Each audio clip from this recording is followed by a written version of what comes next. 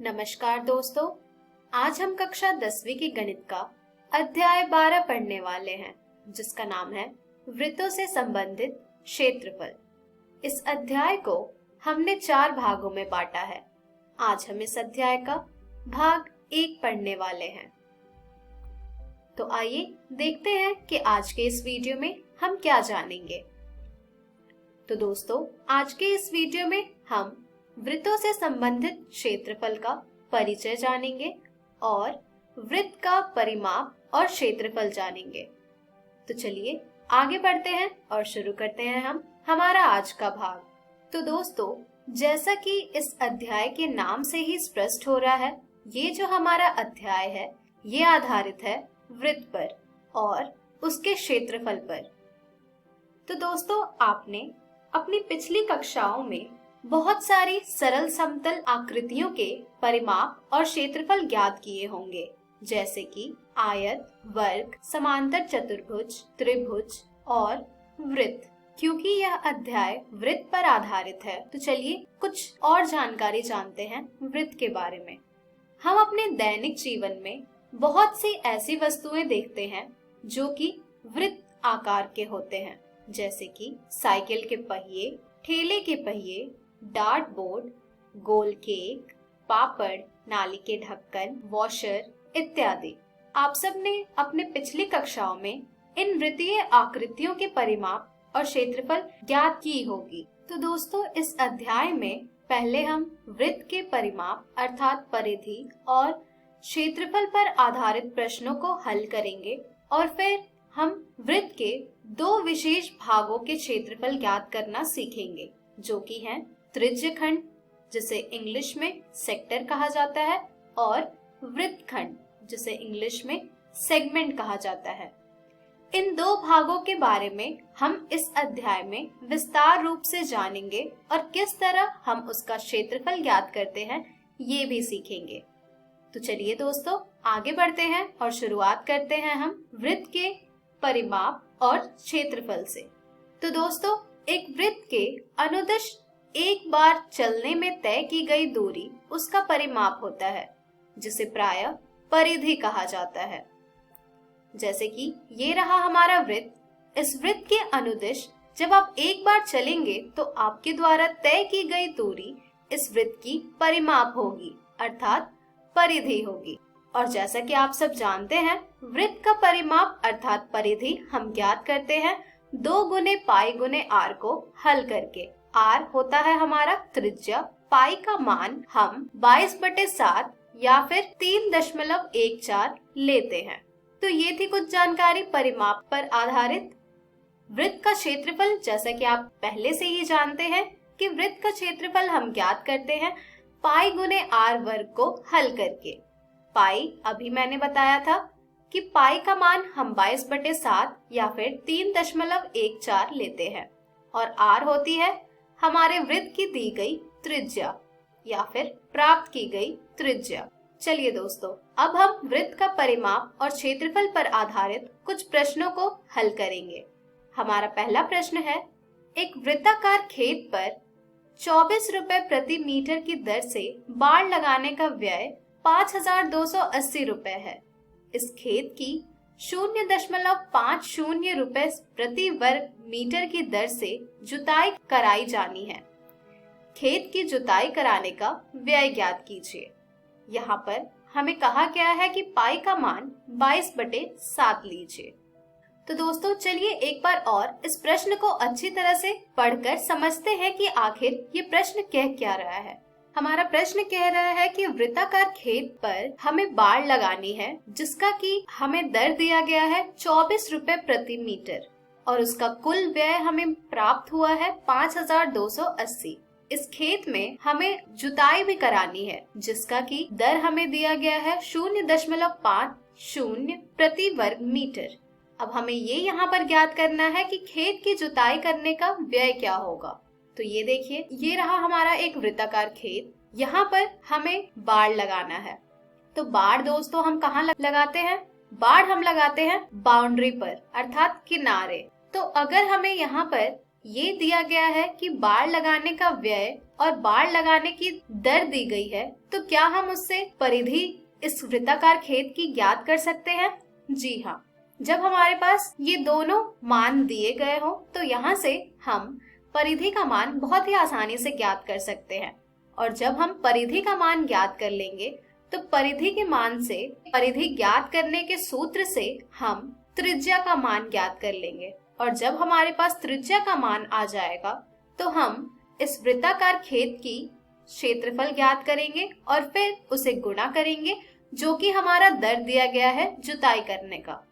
तो चलिए दोस्तों, इसी प्रकार से आगे बढ़ते हैं और हल करते हैं इस प्रश्न को। हल में दोस्तों हमें सबसे पहले ज्ञात करना है बाड़ की लंबाई मीटर में, अर्थात जो कि होती है हमारी परिधि, और परिधि हम ज्ञात करेंगे पूरा व्यय बटे दर को हल करके। पूरा व्यय था हमारा 5280 रुपए और दर है हमारा 24 रुपए प्रति मीटर, जिसे जब हम हल करेंगे तो हमें बाड़ की लंबाई प्राप्त होगी 220 मीटर। बाड़ की लंबाई अर्थात हमारे पास अब खेत की परिधि आ गई है जो कि है 220 मीटर। अब जब हमारे पास खेत की परिधि आ गई है तो यहाँ पर हम मान लेंगे कि हमारे इस खेत की त्रिज्या जो है वो है r मीटर। जब हम परिधि के सूत्र को समीकरण करेंगे हमारे प्राप्त किए गए परिधि के मान से, तो हमें यहाँ पर प्राप्त हो जाएगा 2 गुने पाई गुने r बराबर 220 मीटर। यहाँ से हमें जब पाई के मान को स्थापित करेंगे तो हमें प्राप्त हो जाएगा 2 गुने 22/7 गुने r बराबर 220 मीटर। यहाँ से हम r के लिए हल करेंगे तो हमें प्राप्त हो जाएगा 220 गुने 7 बटे 2 गुने 22 मीटर, जिसे हम और हल करेंगे तो यहाँ से हमें प्राप्त हो जाएगा r बराबर 35 मीटर। तो दोस्तों इस तरह हमने r ज्ञात कर लिया है। तो हमारी इस वृत्ताकार खेत की त्रिज्या आ गई है 35 मीटर। अब जब हमारे पास त्रिज्या का मान आ गया है तो हम इस वृत्ताकार खेत का क्षेत्रफल आसानी से ज्ञात कर सकते हैं। तो चलिए ज्ञात करते हैं अब हम क्षेत्रफल। हमारे खेत का क्षेत्रफल बराबर होगा पाई गुने r वर्ग के। यहाँ पर जब हम इन दोनों के मान को प्रतिस्थापित करेंगे तो हमें प्राप्त हो जाएगा 22/7 गुने 35 गुने 35 मीटर वर्ग, जिसे हम हल करेंगे तो हमें प्राप्त हो जाएगा 22 गुने 5 गुने 35 मीटर वर्ग। इसे आप चाहे तो आगे और भी हल कर सकते हैं या फिर आप इसे इसी रूप में छोड़ दें, ताकि इसकी अगली चरण जब हम हल करें तो वहां पर इसे आसानी से हल कर पाए। अब जब हमारे पास खेत का क्षेत्रफल आ गया है तो अब हम खेत की जुताई का व्यय आसानी से ज्ञात कर सकते हैं। तो खेत की जुताई का व्यय हो जाएगा हमारा 0.50 प्रति मीटर वर्ग को गुणा करके 22 गुने 5 गुने 35 मीटर वर्ग से। जब हम इन दोनों को हल करेंगे तो हमें प्राप्त हो जाएगा 1925 रुपए। तो दोस्तों यहाँ से हमें खेत की जुताई कराने का कुल व्यय प्राप्त हुआ है 1925 रुपए। तो दोस्तों इस प्रकार के प्रश्न को हम इसी तरह से हल करते हैं। पहले परिधि ज्ञात करके, परिधि ज्ञात करने के बाद हम त्रिज्या ज्ञात करते हैं और त्रिज्या ज्ञात करने के बाद हम क्षेत्रफल ज्ञात करेंगे, ताकि हमें जो व्यय ज्ञात करना है जुताई का वो हमें प्राप्त हो जाए। चलिए अब हम बढ़ते हैं हमारे अगले प्रश्न की ओर, जो कि है 2 वृत्तों की त्रिज्याएं क्रमशः 8 सेंटीमीटर और 6 सेंटीमीटर है। उस वृत्त की त्रिज्या ज्ञात कीजिए जिसका क्षेत्रफल इन दोनों वृत्तों के क्षेत्रफलों के योग के बराबर है।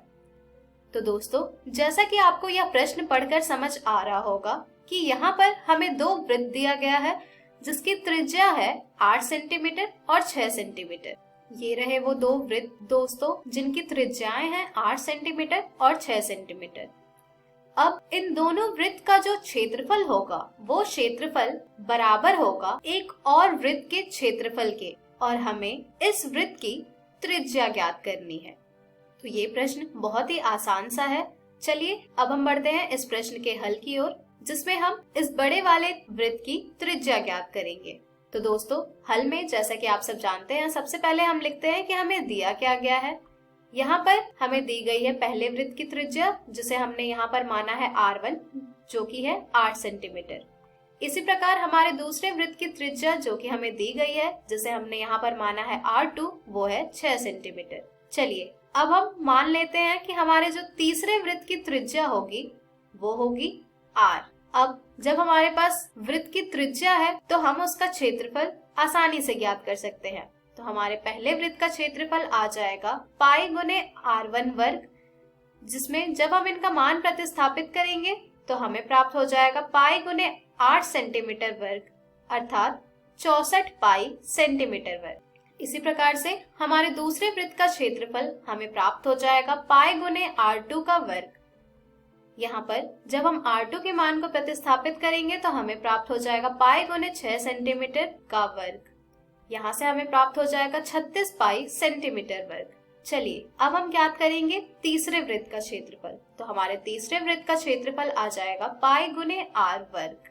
अब अगर आप प्रश्न की उस लाइन को ध्यान में रखेंगे तो आपको यहाँ पर समझ आएगा कि प्रश्न में हमें कहा गया था उन दोनों वृत्त के क्षेत्रफलों का योग बराबर होगा हमारे तीसरे वृत्त के क्षेत्रफल से। तो जब हम प्रश्न के अनुसार इस चरण को हल करेंगे तो हमें प्राप्त होगा तीसरे वृत्त का क्षेत्रफल बराबर पहले वृत्त का क्षेत्रफल योग दूसरे वृत्त का क्षेत्रफल। यहाँ पर जब हम इन तीनों के मान को प्रतिस्थापित करेंगे तो हमें प्राप्त हो जाएगा यहाँ से पाई गुने r वर्ग बराबर 64 पाई योग 36 पाई, जिसे हम और हल करेंगे तो हमें प्राप्त हो जाएगा पाई r वर्ग बराबर 100 पाई। यहाँ से पाई पाई कैंसिल हो जाएगा अर्थात कट जाएगा, तो हमें प्राप्त होगा r वर्ग बराबर 100, जिसे हम और हल करेंगे तो हमें यहाँ से प्राप्त हो जाएगा r बराबर वर्गमूल 100 अर्थात r बराबर 10 सेंटीमीटर। तो दोस्तों इस तरह हमने बड़े वाले वृत्त की त्रिज्या ज्ञात कर ली जो कि हमें प्राप्त हुआ है 10 सेंटीमीटर। तो यहाँ से हम ये कह सकते हैं कि उस वृत्त की त्रिज्या जिसका क्षेत्रफल इन दोनों वृत्तों के क्षेत्रफल के योग के बराबर है वो है 10 सेंटीमीटर। तो दोस्तों इस प्रकार से आप प्रश्नों को हल कर सकते हैं केवल वृत्त की परिधि और क्षेत्रफल के सूत्र को याद करके। लेकिन हमारा जो सबसे महत्वपूर्ण चरण होता है वो होता है प्रश्न को पढ़ना और अच्छी तरह से उस प्रश्न को समझना कि वो कह क्या रहा है। तो दोस्तों इस प्रकार के और भी प्रश्न आपको आपकी NCERT पुस्तक में मिल जाएगा जिन्हें आप जरूर हल करें। तो दोस्तों आज के इस वीडियो में हमने सीखा वृत्तों से संबंधित क्षेत्रफल का परिचय और वृत्त का परिमाप और क्षेत्रफल पर आधारित प्रश्न। हम हमारी अगली वीडियो में जानेंगे त्रिज्यखंड और वृत्तखंड के क्षेत्रफल। धन्यवाद।